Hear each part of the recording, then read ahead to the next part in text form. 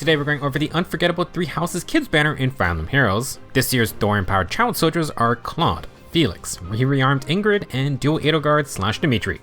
Those two even brought along their dagger. We'll talk about everyone's stats and skills, plus discuss some general playstyle and build ideas. Young Claude is the 4-star focus unit and is available at 4 or 5-star rarity.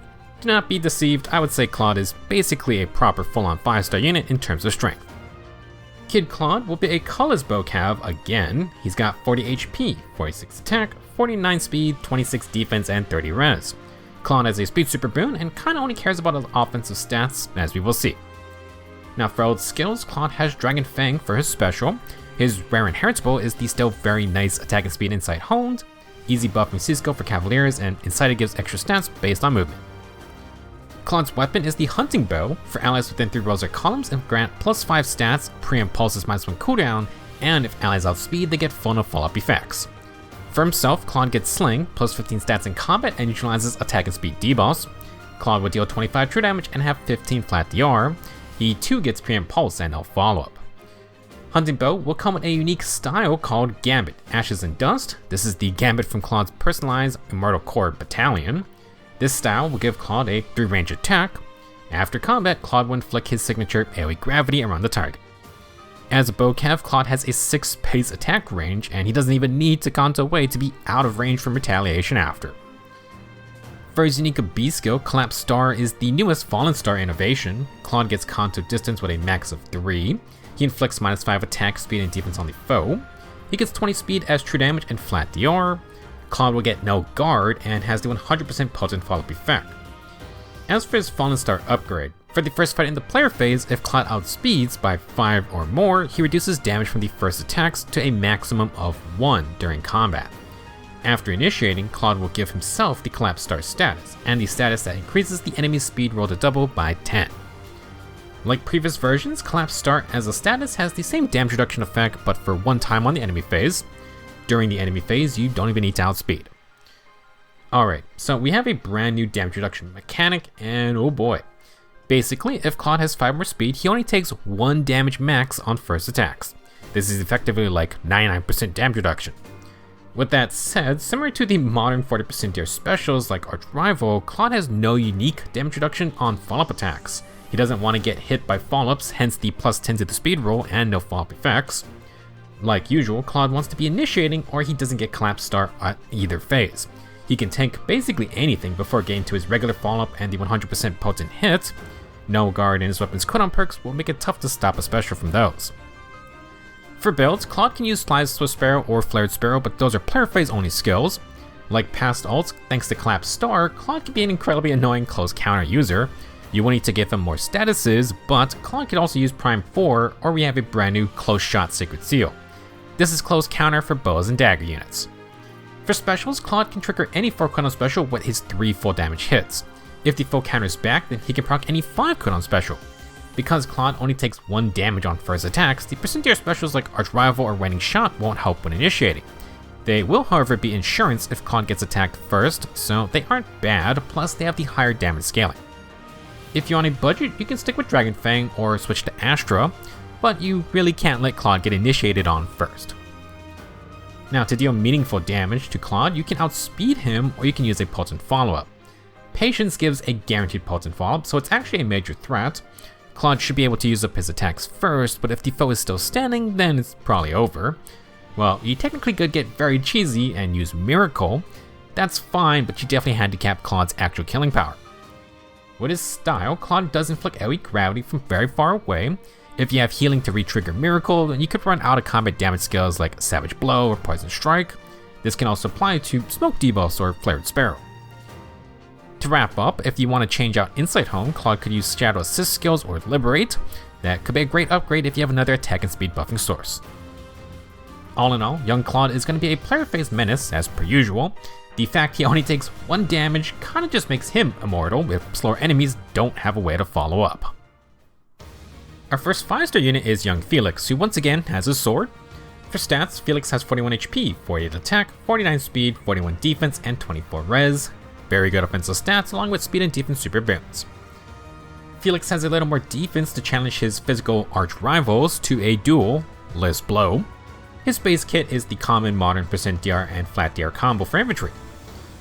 Felix's priming sword grants a lot of buffs at start of either phase. He hands out attack and speed liberate, dodge, and pulse follow. Felix only gives it to himself and his support partner. If there is no support partner on the team, then he gives it to the highest speed ally. For other perks, Felix has contact distance +1. Somehow he's still the only unit who gets double slaying. Felix has the rest of the standard combat effects too, +15 stats, 25 true damage, and 15 Excel type flat DR. Priming Sword hands out 4 statuses, which should max out the Liberate in combat buffs. Felix gets some regular dodge DR, and Pulse Follow is relatively new. It gives -2 instant cooldown on the first follow-up attack. Felix is going to proc a lot of specials with that and double slaying. Felix's B skill is pretty much the same as before. Matchless Wolf has all the same effects as T-Time Felix's B skill, including the fact that Felix's extra actions can be interrupted by Aether Raid traps or Foresight Snare. Felix has +7 Phantom Speed for his dodge status. He inflicts -5 stats on the foe. He has true damage and Excel type flat DR equal to 20% speed. The one major difference from past versions is that Felix has the 100% potent follow-up condition. If he's within 5 speed of the enemy, he will follow up. Like recent ults, Felix gets up to 2 extra actions, one after he fights, the second after moving without fighting. Felix has a huge initiation range, and his weapon's got console to get out. The Phantom Speed effect will be used for the dodge status, which does grant % DR on AoE specials, that will stack with the skill's flat DR as well. As for the 100% potent follow-up attack, it's going to trigger that Pulse Follow -2 instant cooldown. For his new inheritable skill, Felix has Burst of Thunder. This is a direct upgrade to Tempest Burst, which was only ever on T-Time Felix. Still builds out of Odd or Even Tempest 3, and is usable by all melee infantry units. At start of turn, you get +1 movement. You can get bonus stats in combat based on the initiator's movement ×2. Move through spaces to get the max +6 to all stats. Burst of Thunder then adds 5 true damage and 5 flat DR into the mix. Last, you got the Preempt Pulse, -1 instant cooldown before attacking. More stats, true damage, flat DR, and technically the cooldown works on any special now. It used to only be for offensive specials. Considering this is a direct power creep of these Tempest skills, I would expect more of them to follow suit. Would not be surprised to see a Brutal Tempest upgrade very soon. Felix's game plan is not really changed much. He can initiate from extremely far away thanks to Burst of Thunder's 3 movement and his extra actions. Felix can take out 2 enemies and still Kanto away. If he faces a green foe, Felix will get -3 instant cooldown thanks to Burst of Thunder and Arch Rival. Remember, Arch Rival is on 3 cooldown thanks to double slaying.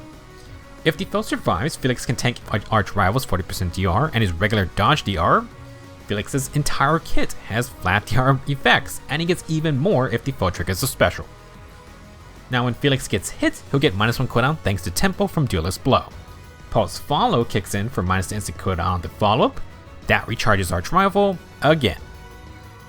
For non-green enemies, it will be very tough to stop Felix's special on his follow-up. He's also super fast, so even in close matchups, the potent follow-up can be used instead. In general, Felix would like no follow-up. He can double thanks to potent, but no follow-up can prevent any slower foes from getting free doubles onto Felix. You can use the no follow-up Sacred Seal or try to outsource it. You don't really need to change anything in Felix's base kit, but you got a ton of options to mess around with. He can put on the new Shatter Slash special on 2 cooldown or get 2 cooldown AoE specials. Felix would have a 3 cooldown Gale Force, and he gives out 4 statuses, so that can max out D bonus amp for distant counter.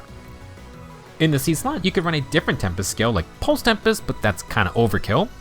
Faith isn't bad since Felix doesn't have those types of buffs, or you could use something like Odd Speed Wave for no follow-up. In conclusion, most people know what silly things Felix can do since his Brave ults. That will continue here. This time, he's actually got buffs for a friend, and Felix should trigger a special at least on his follow-up attack. It's gonna be very hard to stop with the potent effect and all the cooldown on top of double slaying.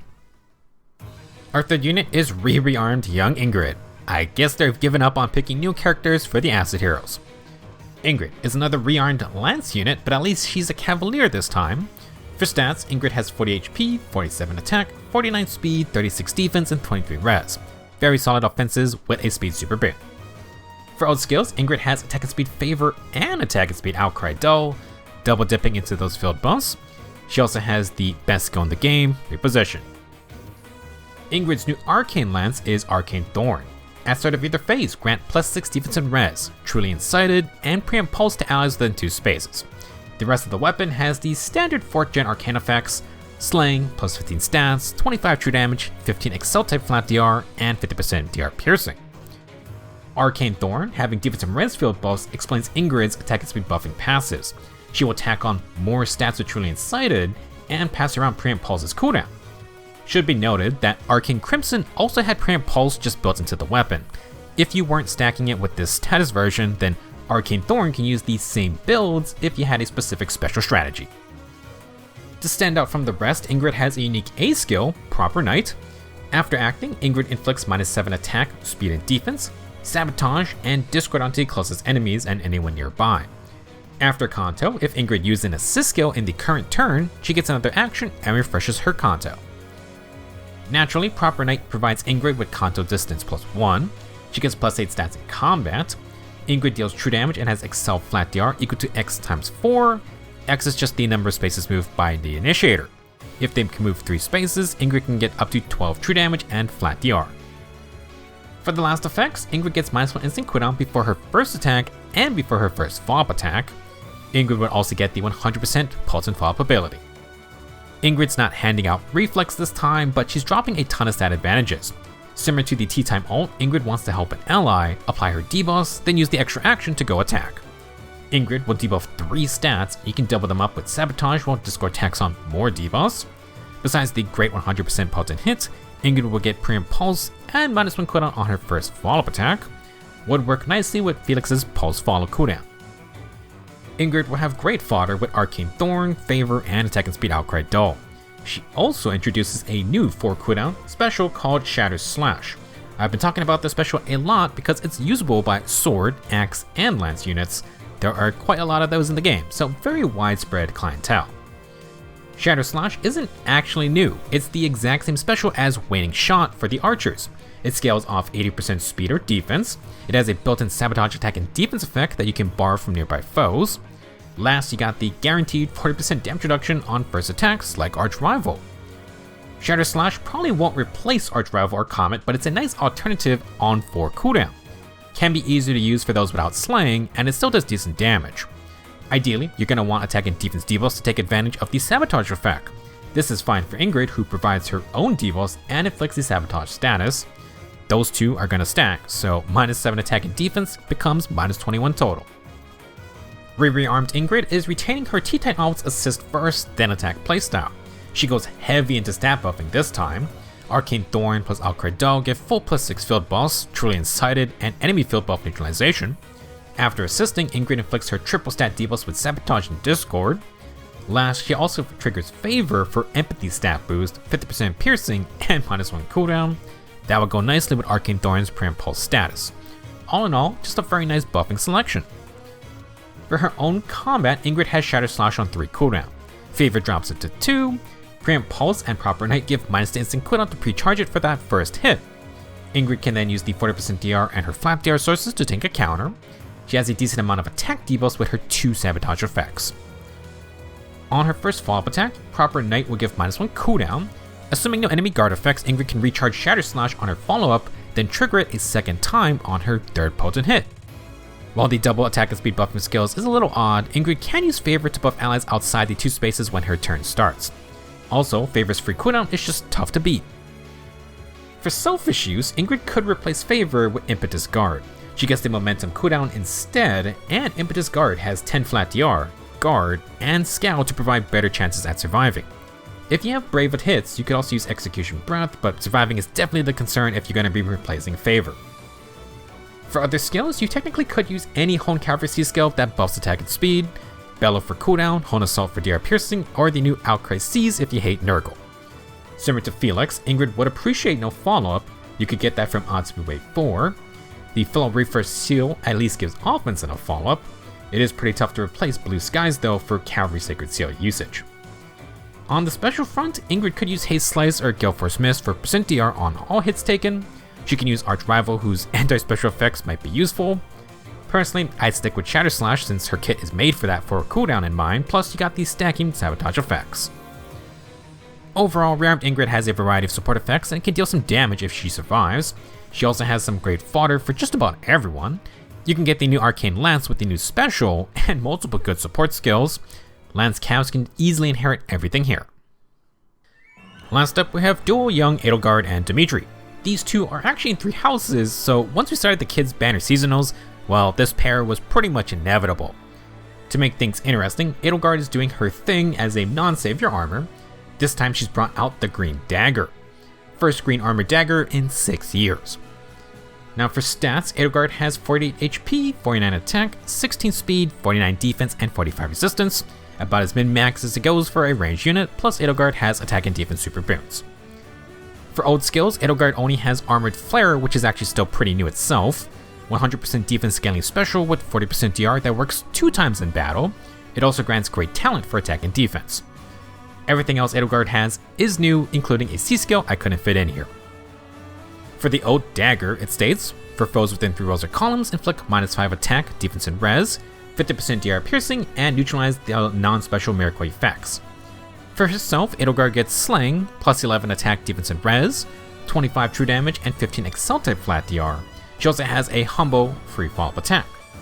Generally, pretty simple weapon so far, anti-miracle is nice, and Edelgard has the usual good stuff.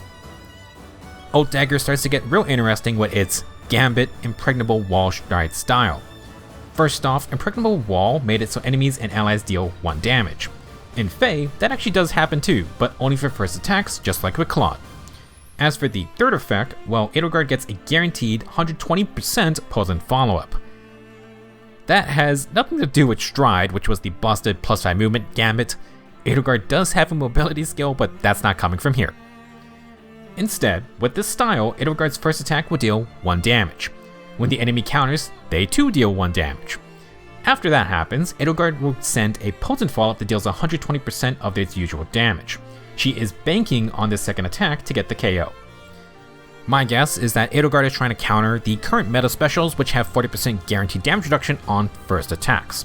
This style essentially wastes the first attack of the enemy, so when Edelgard does get her 120% potent hit, those specials provide no % DR. Of course, this won't always happen. 20% DR effects or things like Armored Flare can proc twice in battle. Edelgard could avoid this if she gets her free follow-up from her weapon to attack 3 times. That's a good example as to why no follow-up is always appreciated.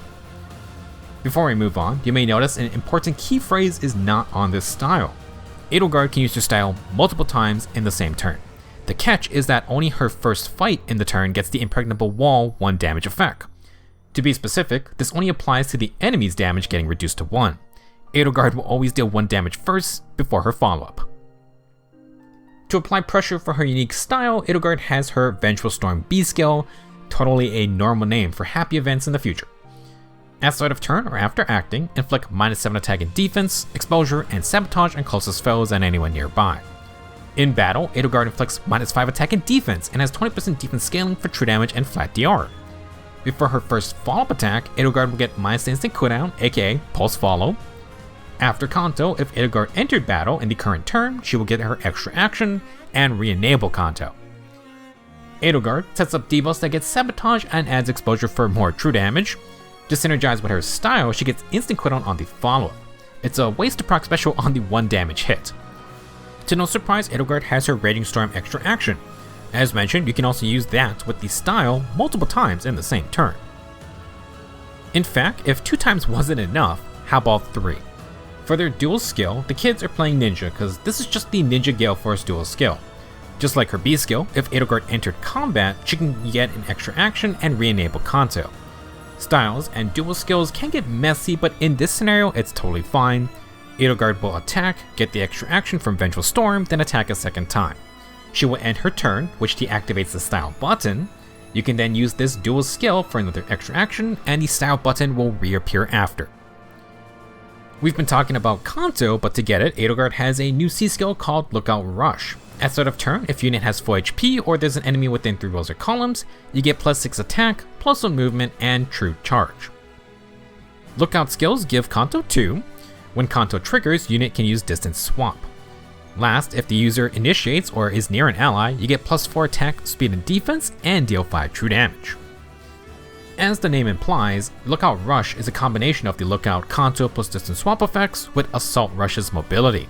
Like the modern Strat Assault version, you can get +1 movement and true charge. Rush will give +6 attack, and then this skill tacks on 5 true damage as well. Before you inherit Lookout Rush, this is only for infantry and armored dagger units, no cows or flyers. Edelgard does have a new A skill all dagger units can use. Tech and Defense Clear is interesting. If unit initiates or has an active bonus, grant plus 10 attack and defense, deal 7 true damage, and get no guard effects. This Clear A skill then has the Disarm Trap B skill effects. Attack and Defense Clear builds out of Attack and Defense Prime 3. I guess if you want Disarm Trap in the A slot, then this is that skill. I'm not sure how many dagger units want the Attack and Defense stat package, but true damage and no guard is still nice to get. Edelgard's gonna do her usual thing with good mobility plus extra action attacks. Her style intentionally baits out the first attack damage reduction, then slams foes with a guaranteed potent hit that deals 120%. If you don't stop her, she can attack 3 times with her free follow-up. No guard from the Clear A skill and pulse follow cooldown from Vengeful Storm will set up Armored Flare for Edelgard's follow-up attacks. Keep in mind the impregnable wall effect only works in the first fight you use this style. If Edelgard can get by without it, she can get closer, trigger her extra action, then use the style on a more dangerous second opponent. This is also why Edelgard has Armored Flare. If you get the jump on her, you still have to deal with 2 40% DR activations and the innate tankiness of a min-maxed armor. For other skills, you technically could run Stride Assault to give allies mobility, but Lookout is how Edelgard gets her console skill. If you can somehow get her mobility from elsewhere, you could run Active Lookout. Desperation plus a guaranteed 120% potent hit would be pretty nice when you don't have to deal with Impregnable Wall anymore. For A skills, I would keep Clear. You could run Diluvial Boost for extra resistance or Prime 4 for close counter. Like Claude, Edelgard can also use Close Shot to still be a potential threat in melee range. For Sacred Seal's stats, Squad Ace would be fine, or you could use Prime 3 since Lookout gives 2 statuses. Edelgard can run Wily or Slick Fighter for the stat advantages. There's also Special Fighter for extra cooldown insurance plus guard. We definitely get too many Edelgards, but I appreciate she usually brings some new skill types and fully commits to being a player phase armor. You do need to be careful if Edelgard doesn't get a clean KO though. Quad attacks or potent hits are how you can get by that Armored Flare damage reduction. Going over the Tempest Trials rewards, we have young Sylvain as the reward unit. Apparently he's going by the name Eliwood at the time though, strange. Young Eliwood is a sword cavalier with good offensive stats. His C skill buffs the highest attack ally with plus 6 attack, speed and defense, bonus doubler, and no panic. The only condition is that Eliwood has a dragon or beast ally on his team. For his weapon, Eliwood has Slang, no follow-up, and regular 40% DR for 1 hit. He gets bonus stats equal to the number of positive statuses active. If Eliwood has 4 statuses, he can get a pretty solid plus 17 to all stats. For fodder, Eliwood is the only unit with speed and defense clash 4. You can get tier 3 from Tea Time Finn. That would allow an ally to pick up speed and defense near trace 3 for Kanto. For a budget build, it's not the worst fodder package, but not sure many are going to be spending more heroic growls for extra copies later. For Sacred Seals, this month you can get Dull Range 3. If the foe is ranged, you can neutralize all field buffs in combat. Pretty straightforward. If you're okay with buff neutralization for 2 stats, you could also use the low Sacred Seals. Those will work for melee and ranged fights. The other Sacred Seal is Close Shot. This is a new close counter skill for daggers and archers. Close Transcend is the one for magic damage users. Close Shot is for the physical damage counterparts. You don't have to upgrade these seals, so it's just a nice addition if you want to have a ranged unit defend themselves. The new Claude would be super annoying adding close counter to his collapse start damage reduction. Last, not from the Tempest Trials but from the 105th Squad Assault, you can get Squad Ace DA. This grants plus 6 HP and plus 4 flat speed and res. One of the rarest stat variants units want, but maybe someone like Emblem Corrin could use it. This is going to be a straight upgrade over Squad Ace, BW, CG, and CQ. That's all I got for this video. To no surprise, the Three Houses kids are packing quite a lot of fun abilities, although they generally do similar things as past alts. The new damage reduction effect is interesting, and obviously could be quite oppressive. You're going to have to either get to the house leaders first, or you gotta get follow-ups to get around this new ability. Thank you for watching, good luck with your summons, and I will see you in the next video.